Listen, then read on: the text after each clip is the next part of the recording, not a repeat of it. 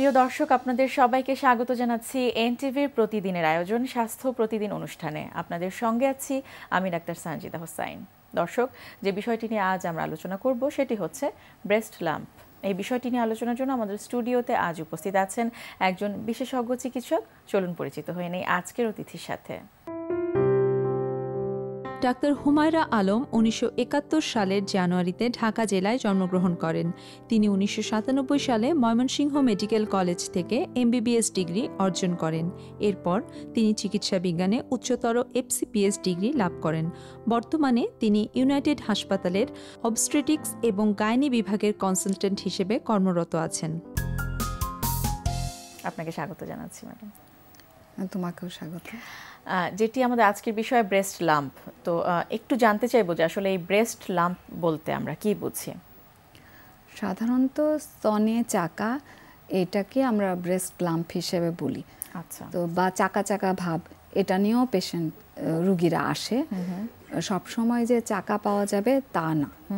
তো ব্রেস্ট লাম্পের মধ্যে সাধারণত আমাদের রুগীরা যেসব কমপ্লেন নিয়ে আসে যে সে একটা চাকা অনুভব করছে, দুটো ব্রেস্টেই সে চাকা ফিল করতে পারে, অথবা যে কোনো একটিতে সে চাকা ফিল করছে। কিছু কিছু চাকা আছে যেগুলো নড়াচড়া করে। আচ্ছা। তো সেগুলো ফাইব্রোঅ্যাডিনোমা সাধারণত হয়ে থাকে। ফাইব্রোসিস্টিক ডিজিজও কিছু হয়ে থাকে এবং ব্রেস্ট ক্যান্সারও এই চাকার অন্তর্ভুক্ত। তো সাধারণত রুগীরা যেটা করে, ব্রেস্ট লাম্প যখন বা চাকা সে ফিল অনুভব করে, তখনই সে প্রথমে ব্রেস্ট ক্যান্সার কিনা সেই ভয় থেকেই ডাক্তারের কাছে চলে আসে, আমাদের কাছে আসে। এবং সেইখানে আমাদের প্রথমেই তাকে পরীক্ষা করে আমরা তাকে আশ্বস্ত করি, যদি সবসময় ব্রেস্ট ক্যান্সার হয় না, সেটা আমাদের পরীক্ষা নিরীক্ষা এবং এক্সামিনেশনের মাধ্যমে আমরা রুগীকে কি ধরনের চাকা, কেন চাকা, এটার কি ধরনের ট্রিটমেন্ট, সেটা আমরা রোগীকে বুঝিয়ে দিই। আচ্ছা, তাহলে এই চাকার ধরন দেখে কি বোঝা যায় যে আসলে কেন হয়েছে বা কি ধরনের চাকা, এটি আসলে ক্যান্সারে কিনা, কিভাবে বোঝান তখন তাদেরকে? যেটা হলো গিয়ে একটা থাকে, যেটা হলো গিয়ে স্তনের চাকাটা একদম শক্ত চাকা, যেটা নড়াচড়া করে, মুভ করে, সেগুলো সাধারণত ফাইব্রোঅ্যাডিনোমা, সেগুলো ক্যান্সারাস না, খুব ভয়ের কিছু না। আবার কিছু আছে চাকা চাকা ভাব, যেমন ফাইব্রোসিস্টিক ডিজিজে হয়, একটা ইরেগুলার একটা চাকা থাকে, যেটা আসলে কিছু শক্ত জায়গা, ওটা পিওর লাম্প না, যেটা শক্ত চাকা ওরকম না। তো ওটারও শুধু যেটা হয় সিমটম, যে সে ব্যথা থাকে স্তনে। এটা ঋতুবতী মহিলাদেরই বেশি হয়ে থাকে ব্যথাটা, ঋতুর কাছাকাছি সময়ে 15 দিন আগে থেকে চাকাটা ব্যথা করা শুরু করে। সুতরাং সেসবও ক্যান্সারাস না, কিন্তু ব্যথা মুক্ত চাকা এবং শক্ত চাকা যেটা মুভ করছে না, সেসব নিয়ে আমরা একটু চিন্তিত হয়ে পড়ি। আচ্ছা। তো সেসব ক্ষেত্রে প্রথমেই প্রাথমিক এক্সামিনেশনেই আসলে বলে দেওয়া যাবে না যে এটা ক্যান্সার, এটা ক্যান্সার না। কিছু পরীক্ষা নিরীক্ষার পরেই আমরা সেটা বলতে পারি। আচ্ছা, কোনো ফ্যাক্টর বা কারণ কি রয়েছে এই ব্রেস্ট লাম্পের বা স্তনের চাকার? যেটা হলো কি, এটা একটা জিনবাহিত রোগ। ধরা হয় যে ফ্যামিলিতেই ফ্যামিলিয়াল কিছু একটা ইনফ্লুয়েন্স আছে এটাতে। তো যেই সব ফ্যামিলিতে ফার্স্ট ডিগ্রি রিলেটিভ, যেমন ফুপু, খালা, এদের থাকে স্তনের কোনো ক্যান্সার, তারা কিন্তু ঝুঁকিতে আছে। যে কোনো ঋতুবতী মহিলা তার ঋতু শেষ হয়ে যাওয়ার পরে যখন স্তনটা নরম থাকে, সেই সময় সে নিজেই পরীক্ষা করবে তার স্তন, যেটা হলো গিয়ে তার স্তনে কোনো চাকা সে অনুভব করছে কিনা, তার স্তনের যে চামড়াটা সেটা ঠিক মতন কোনো চেঞ্জ আছে কিনা, তারপরে তার নিপলটা, স্তনের যে বোটাটা, সেটা দুই স্তনেরই একই জায়গায় আছে কিনা বা ভিতরে ঢুকে গেছে কিনা, এগুলো সে নিজেই কিন্তু এক্সামিনেশন করতে পারে।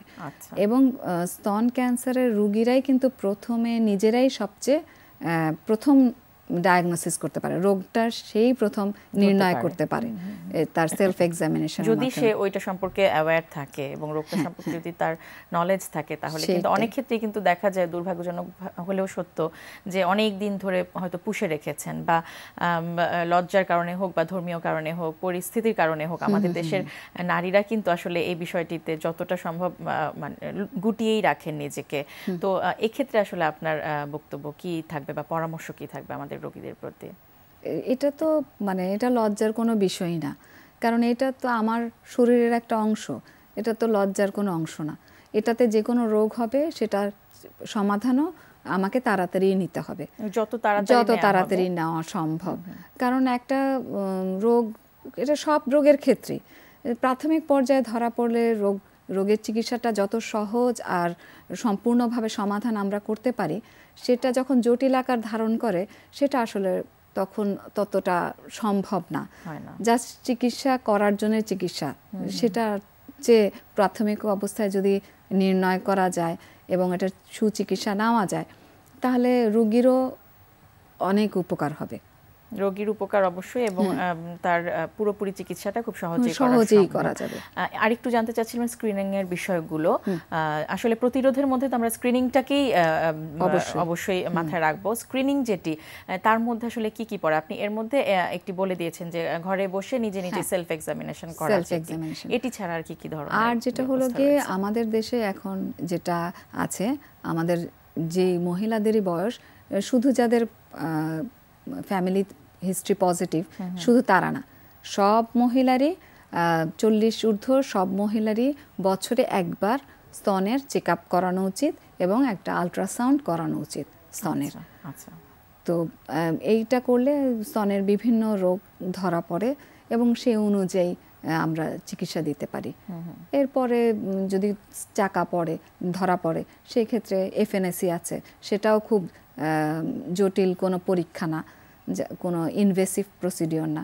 এফএনএসি করি স্তনের চাকার কি ধরনের গতিবিধি আমরা নির্ণয় করতে পারি, কোন দিকে যেতে পারে বা কি চিকিৎসা। আপনি যেমন কিছু ধরনের কথা বলছিলেন, যেগুলো সবগুলো ক্যান্সার না, ক্যান্সারের বাইরেও, বরং বেশিরভাগগুলো ক্যান্সার বাইরেই হয়ে থাকে, তো সেগুলোকে আপনারা চিকিৎসা কিভাবে করে থাকেন? সাধারণত ফাইব্রোঅ্যাডিনোমা যেগুলো, যে ছোট আকারের, সেগুলো আমরা বড় হওয়া না পর্যন্ত বা প্রেশার সিমটম না হওয়া পর্যন্ত অবশ্যই প্রাথমিক অবস্থায় আমার এফএনএসি করে আমাকে ডায়াগনোসিস কমপ্লিট করতে হবে যে এটা ফাইব্রোঅ্যাডিনোমা, নিশ্চিত হতে হবে। নিশ্চিত হওয়ার পরে আমরা পেশেন্টকে কাউন্সেলিং করি যে এটা ক্যান্সারের দিকে যাবে না, কারণ আমরা already fine needle aspiration cytology করে নিয়েছি যেটা ম্যালিগন্যান্সি না। সুতরাং আপনি এটা অপেক্ষা করতে পারেন। সাধারণত সার্জনরা, ব্রেস্ট সার্জনরা এটা 2.5 সেন্টিমিটারের উপরে না হলে এগুলো ফেলতে মানাই করে, ওভাবে না। আর ফাইব্রোসিস্টিক ডিজিজগুলির শুধুই কাউন্সেলিং, সেটা হলো এগুলো শুধু ঋতুর পূর্ববর্তী সময় ব্যথা করবে, তো সেই জন্য আমরা স্তন নরম করার জন্য কিছু ভিটামিন দিয়ে থাকি, এবং কাউন্সেলিংয়ে মেইন যে আপনার এই ডায়াগনোসিস হয়েছে, এখন এই পর্যায়ে এটা শুধু ব্যথা করবে, এর চেয়ে বেশি কিছু হবে না, খুব মারাত্মক দিকে বা ঝুঁকির কোনো বিষয়ের মধ্যে যাবে না। আচ্ছা, আর আপনি তো আর ক্যান্সারের কিছু উপসর্গ তো বলেই দিয়েছিলেন, যেটি ব্যথা মুক্ত যদি কোনো চাকা থাকে, সেক্ষেত্রে একটু ভয়ের বিষয় রয়েছে এবং অবশ্যই সেটি ডায়াগনোসিস করে কনফার্ম হয়ে তারপর চিকিৎসা করিয়ে নিতে হবে। ম্যাডাম, অনেক অনেক ধন্যবাদ, অনেক গুরুত্বপূর্ণ তথ্য জানলাম আপনার কাছ থেকে। তোমাকে অনেক ধন্যবাদ। প্রিয় দর্শক, আমরা শুনছিলাম ব্রেস্ট লাম্প বা স্তনের চাকা, এই বিষয়টি নিয়ে বেশ কিছু গুরুত্বপূর্ণ তথ্য, বেশ কিছু পরামর্শ আমাদের অতিথি আমাদের দিলেন, প্রতিরোধের কিছু উপায় আমাদের বলে দিলেন। অবশ্যই সেগুলো আপনাদের উপকারে আসবে। এই পর্যায়ে নিচ্ছি একটি ছোট্ট বিরতি, বিরতির পর ফিরে আসছি, আমাদের সঙ্গে থাকুন। দর্শক, বিরতির পর আবার স্বাগত জানাচ্ছি স্বাস্থ্য প্রতিদিনে। এখন আপনাদের জন্য রয়েছে আমাদের নিয়মিত আয়োজন সুস্থ দেহ সুস্থ মন। আজকের শিশুদের ব্যায়ামের এই এপিসোডে আমরা স্টেপারই আরেকবার ইউজ করছি। এখানে আমরা যেটা করব জাম্প স্টেপ আপ এবং সাইড স্টেপ আপ। প্লায়োমেট্রিক্স মুভটা অ্যাড করা মানে যেটা হচ্ছে যে খুব উঁচুতে লাফ দিয়ে ওঠা, সেটার জন্য যেটা হয় যে এক্সট্রা ক্যালোরিটা বার্ন হয়। আপনি অন স্পট যখন এক্সারসাইজ করবেন আর যখন আপনি জাম্প মুভে করবেন তখন কিন্তু ক্যালোরির পার্থক্যটা অনেক বেশি ডাবল আপ হয়ে যায়। তো এখানে একে হচ্ছে তাকে স্টেপারে বেয়ে উঠতে হচ্ছে, পাশাপাশি যখন সে জাম্প করে উঠবে তখন তার শরীরের যে ওয়েটটা সেই ওয়েটটা নিয়ে জাম্প করার কারণে তার শরীরের ভেতরে একটা ক্ষিপ্রতা, যেটা বলে যে সবচেয়ে বেশি ক্ষিপ্র হচ্ছে চিতা, মানে পশুদের ভেতরে যে কোনো সময় স্পিডটা তার অনেক। তো বাচ্চাদের হচ্ছে যে এই সময়টাই হচ্ছে গঠনের সময়, এটা পেশি হোক, মেন্টালিটি হোক বা বুদ্ধি হোক এবং ক্ষিপ্রতা হোক, সব কিছুই। তো আমাদের অল্প অল্প করে সব দিকেই নজর দিতে হবে যেন এক এক সময় এক একটা অল্প অল্প করে টাচ করার ফলে তার সে টোটালি একজন স্ট্রং হেলদি হিউম্যান বিং হয়ে গড়ে উঠতে পারে। তো আমরা এখানে দেখব যে স্টেপারে কিভাবে ওই মুভমেন্টগুলো করা যায়। আমাকে হেল্প করবে Leo. Okay Leo, yes, good, fine, and yes and okay fine okay. এখানে যখন তুমি সামনে স্টেপ করে করছো তোমাকে মনোযোগ দিতে হচ্ছিল যে ঠিকভাবে পাটা রাখতে হবে, কিনারে পড়লে হবে না, বেশি দূরে গেলে হবে না, তা নাহলে তুমি পড়ে যাবে, রাইট? এখন আরেকটু অ্যাডভান্স, আরেকটু কঠিন কি তুমি করতে পারবে সাইড দিয়ে দেখি? ওকে and go, yes yes, good, fine, nice, okay and done, good. তোমার কাছে কোনটা বেশি কষ্ট মনে হচ্ছিল, সামনে যাওয়া না সাইডে যাওয়া? সাইডে যাওয়া। আমরা সবসময় দেখা যায় যে শিশুরা খুব সহজ সরল পথে চলে যে হয় সামনে না পিছে, কিন্তু পাশাপাশি অ্যালাইনমেন্টগুলো হলে তখন দেখা যায় অনেক সময় ওদের ব্যালেন্সটা থাকে না, ওরা ঠিক মুভ করতে পারে না সেভাবে বা ইমব্যালেন্স হয়ে যায়। তো যখন আমরা স্টেপারে আমরা যেটা করলাম যে আমরা সামনাসামনি প্লায়োমেট্রিক্সটাও ইউজ করলাম এবং যখন সে এই মুভগুলো খুব ভালোভাবে পেরে যাবে তখন যেন সে বোর্ড না হয়ে যায়, বিরক্ত না হয়ে যায়, তার জন্য ভেরিয়েশনগুলো এবং কিছুটা ইন্টারমিডিয়েট লেভেল সেগুলো আমরা অল্প অল্প করে অ্যাড করতে পারি, যেটা হচ্ছে সাইড মুভ। আর যদি কারো দেখা যায় যে কোনো শিশুর কোনো কারণে হাঁটুতে কোনো ব্যথা থাকে বা সমস্যা থাকে বা আঘাত থাকে বা শিশু খুব বেশি ওভারওয়েট থাকে, সেই ক্ষেত্রে আমরা বলবো জাম্প মুভগুলো অ্যাভয়েড করে আমরা আগের এপিসোডে যে ব্যায়াম দেখিয়েছি বা নর্মাল স্টেপ আপ করে সে উঠবে উইদাউট এনি জাম্প, কারণ ওই ধরনের সেফটি ইস্যুগুলো মাথায় রেখেই তারপর আমাদের প্রপসগুলো ইউজ করতে হবে। দর্শক, তরল দুধ আদর্শ একটি খাবার। কি কি পুষ্টি গুণাগুণ রয়েছে তার পুরোটাই কি আমরা জানি? চলুন জেনে নেই একজন পুষ্টিবিদের কাছ থেকেই।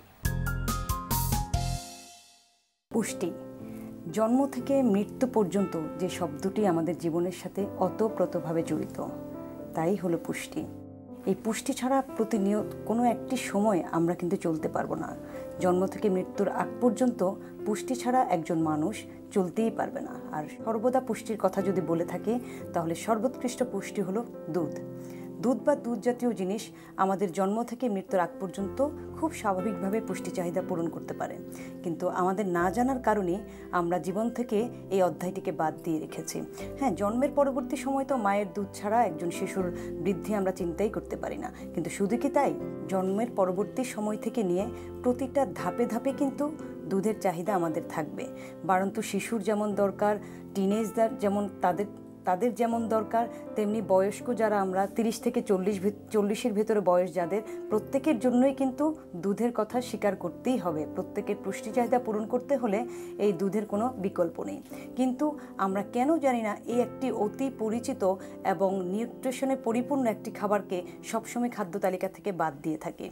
এবং আগে একটা সময় ছিল যখন আমরা প্রতিদিন পরিবারের সাথে একসাথে বসে দুধের খাওয়ার একটা আলাদা সময়ও ছিল, যেখানে দাদা দাদি মা বাবা প্রত্যেকে বসে দুধ বা দুধের তৈরি একটা খাবার না খেলেই যেন নয়। এখন কিন্তু আর সেরকমটি দেখা যায় না। আমাদের শিশুরা এখন অন্যান্য অনেক খাবারে অভ্যস্ত হয়ে গেছে। আমরা তাদেরকে অনেক ধরনের খাবার দেই, আমরা ফাস্টফুডের প্রতিযোগিতায় নেমে গেছি, অনেক বাজে খাদ্যাভ্যাস, চিপস জুস সব কিছু দেই, কিন্তু ভুলেই গেছি দুধের মতো একটি উপকারী খাবারের কথা। যদি পুষ্টির কথা বলি তাহলে দুধ হলো সর্বোৎকৃষ্ট এবং ক্যালসিয়ামে পরিপূর্ণ একটি খাবার, যেটা আমার একটি বাড়ন্ত শিশু থেকে শুরু করে মৃত্যুর আগ পর্যন্ত একটা মানুষের ক্যালসিয়ামের চাহিদা এবং প্রোটিনের চাহিদা পূরণ করে থাকে। দুধের প্রোটিন, যার নাম হলো ক্যাজিন, এবং দুধের প্রোটিন আমি কখনোই আর অন্য কোনো খাবার থেকে পরিপূরক হিসেবেও পাবো না। যাদের ডায়াবেটিস আছে, ডায়াবেটিসের রোগীর জন্য সবসময় দুধের প্রোটিনটি খুবই জরুরি। ইনসুলিন যারা নিয়ে থাকেন তাদের ইনসুলিনটি কাজ করতে সাহায্য করে এই দুধের প্রোটিন। এবং রাতের 1 গ্লাস দুধ একজন সুস্থ মানুষ, একজন অসুস্থ মানুষ দুজনের জন্যই পরিপূরক খাবার হিসেবে কাজ করে। যখন অসুস্থ অবস্থায় কোনো খাবারই খেতে ইচ্ছে করে না, তখন কিন্তু 1 গ্লাস দুধই যথেষ্ট, কারণ দুধকেই কিন্তু বলা হয় আদর্শ খাবার, যার মধ্যে পরিপূর্ণ রয়েছে ভিটামিন, মিনারেলস, কার্বোহাইড্রেট, প্রোটিন এবং ফ্যাট। এবং অনেকেই দুধের ফ্যাটকে ভয় পান। 100 মিলিগ্রাম দুধের মধ্যে মাত্র 13 গ্রাম ফ্যাট রয়েছে, যা আমার বডিতে সম্পূর্ণভাবেই কিন্তু ইউটিলাইজ হয়ে যায়। দুধের শর্করা, যার নাম ল্যাকটোজ, ল্যাকটোজের কথা জানে না এমন মানুষের সংখ্যা কিন্তু খুবই কম, কিন্তু আমরা খুব অনায়াসে ল্যাকটোজ থেকে সরে যাই। আমরা যদি জানতাম এই ল্যাকটোজ আমার শরীরের জন্য কতটুকু উপকারী, তাহলে কিন্তু অনায়াসে খাবারটিকে আমরা নিতাম। এবং খুবই মজার ব্যাপার হলো, দুধের এই ল্যাকটোজ অর্থাৎ দুধের শর্করা কিন্তু দুধ ছাড়া অন্য কোনো খাবার থেকেই মিলবে না, এবং ল্যাকটোজ ছাড়া একজনের শরীরে কিন্তু কখনো ক্যালসিয়ামই অ্যাবজর্ব হবে না। তাহলে একটি খাবার অন্য একটি খাবারের কিন্তু পরিপূরক এবং হজমে সহায়ক। কাজেই খাবারটাকে পরিপূর্ণতা দিতে এবং শরীরের সম্পূর্ণ পুষ্টি চাহিদা পূরণের জন্য কিন্তু আমরা জেনে বুঝে খাবারগুলোকে অ্যালোকেশন করব। তার মধ্যে প্রতিদিনের খাবারে অবশ্যই আমরা দুধকে যুক্ত করব। সকালে এবং রাতে ঘুমের আগে 1 গ্লাস দুধ আমাদের জন্য অবশ্যই সহায়ক, এবং রাতের উষ্ণ 1 গ্লাস দুধ কিন্তু আপনাকে সারা রাত ঘুমের জন্য সাহায্য করবে এবং যে কোনো মানসিক দুশ্চিন্তা থেকে দূর করবে। দুধের শর্করা অ্যান্টি ক্যান্সার প্রপার্টিজ হিসেবে কাজ করে, কাজেই আমরা কখনোই খাদ্য তালিকা থেকে দুধটিকে বিয়োগ করব না, সবসময় এর সঙ্গে থাকব। দর্শক, স্বাস্থ্য প্রতিদিনের আজকের হেলথ টিপস। শাল দুধকে বলা হয় তরল স্বর্ণ। শাল দুধ সব রকম রোগের মহাঔষধ, তাই জন্মের পর আপনার শিশুকে এ মহামূল্যবান খাবার খেতে দিন। প্রিয় দর্শক, স্বাস্থ্য প্রতিদিন সম্পর্কে যদি আপনাদের কিছু জানার থাকে কিংবা কোনো পরামর্শ যদি আমাদের দেবার থাকে, জানাতে পারেন এই ঠিকানায়। প্রযোজক স্বাস্থ্য প্রতিদিন, এনটিভি, বিএসসি ভবন, 7 তলা, 102 কাজী নজরুল ইসলাম এভিনিউ, কারণ বাজার, ঢাকা 1215।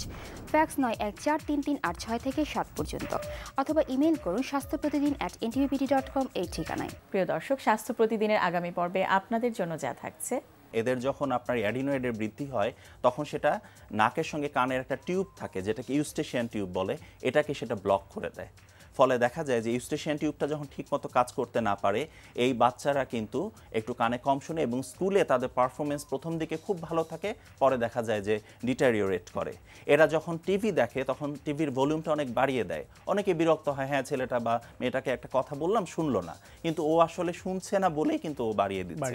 আরেকটা হলো, এরা কিন্তু প্রায় কান ব্যথার কথাও বলে, কারণ ওই যে ইউস্টেশিয়ান টিউব ব্লকড হয়ে দেখা যায় তার কানের পর্দার মতো পর্যন্ত প্রদাহ হয় যখন, তখন কিন্তু তার কান ব্যথার কথাও বলে। তো এই যে একটা বাচ্চা দেখা যাবে স্বাভাবিক যে বৃদ্ধির যে সময়টা, কারণ তার এই মস্তিষ্ক কিন্তু বিকশমান মস্তিষ্ক, এবং এই মস্তিষ্কের জন্য খাবার কিন্তু হচ্ছে অক্সিজেন, একটা বড় খাবার হচ্ছে অক্সিজেন, তো সেটা সে পাচ্ছে না। তার ফলে হচ্ছে কি, একটা স্বাভাবিক শিশু যার অ্যাডিনোয়েডের অস্বাভাবিক বৃদ্ধি নাই, তার তুলনায় যার অস্বাভাবিক বৃদ্ধি হচ্ছে, সেই বাচ্চাটার কিন্তু ব্রেইন ডেভেলপমেন্টও কম হচ্ছে।